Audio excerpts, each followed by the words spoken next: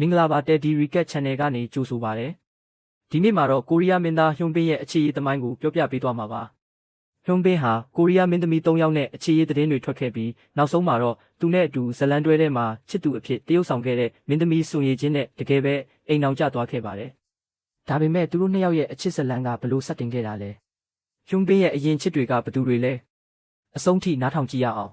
။အရင်ဆုံးဟွန်ဘင်ရဲ့ပထမဆုံးလူသိများခဲ့တဲ့အခြေရေးကနေစကြည့်ရအောင်။ဟွန်ဘင်နဲ့မင်းသမီးဆောင်ဟေဂျိုတို့ဟာ2008ခုနှစ်မှာထွက်ရှိခဲ့တဲ့ Words Within ဆိုတဲ့ဇလန်တွဲမှာအတူတူတရုပ်ဆောင်ခဲ့ကြပါတယ်။ဇလန်တွဲထဲမှာချစ်သူတွေဖြစ်တရုပ်ဆောင်ခဲ့ကြသလိုအပြင်မှာလည်းတဖြည်းဖြည်းနဲ့ရင်းနှီးလာခဲ့ကြပါတယ်။နောက်ဆုံးမှာတော့2009ခုနှစ်မှာသူတို့နှစ်ယောက်အခြေရေးရှိနေကြောင်းတရားဝင်အတည်ပြုခဲ့ကြပါတယ်။ဒါပေမဲ့သူတို့ရဲ့အခြေရေးကတော့အကြာကြီးမခံခဲ့ပါဘူး။2010ခုနှစ်မှာဟွန်ဘင်စစ်မှုထမ်းဖို့မဝင်ခင်သူတို့နှစ်ယောက်လမ်းခွဲခဲ့ကြပါတယ်။အဲ့ဒီနောက်ဟွန်ဘင်ရဲ့အခြေရေးမှာနောက်ထပ်နာမည်ကြီးလာခဲ့တဲ့သူကတော့မင်းသမီးကန်ဆိုယာပါ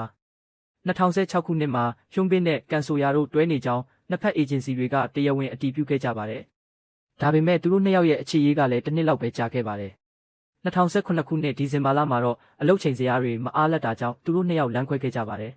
။ဒါပေမဲ့ဟွန်ဘင်ရဲ့အခြေရေးဇလန်ကဒီမှာတင်မပြီးသေးပါဘူး။သူ့ဘဝမှာအရေးကြီးဆုံးဖြစ်လာမဲ့မင်းသမီးတစ်ယောက်ကတော့နောက်ပိုင်းမှာပေါ်လာပါတော့တယ်။အဲ့ဒီမင်းသမီးကတော့စွန်ရီချင်းပါ။ဒီနေ့ဟွန်ဘင်ရဲ့အခြေရေးဇလန်ကိုဒီလောက်နဲ့ပဲအဆုံးသတ်လိုက်ပါပြီ။ဒီလိုကိုရီးယားမင်းသားမင်းသမီးတွေရဲ့ဘဝအကြောင်းအခြေရေးနဲ့စိတ်ဝင်စားစရာဇာတ်လမ်းတွေကိုဆက်ပြီးသိချင်နေဆိုရင်တော့ Teddy Recap Channel လေးကို Like and Subscribe လုပ်ထားပေးကြပါဗျ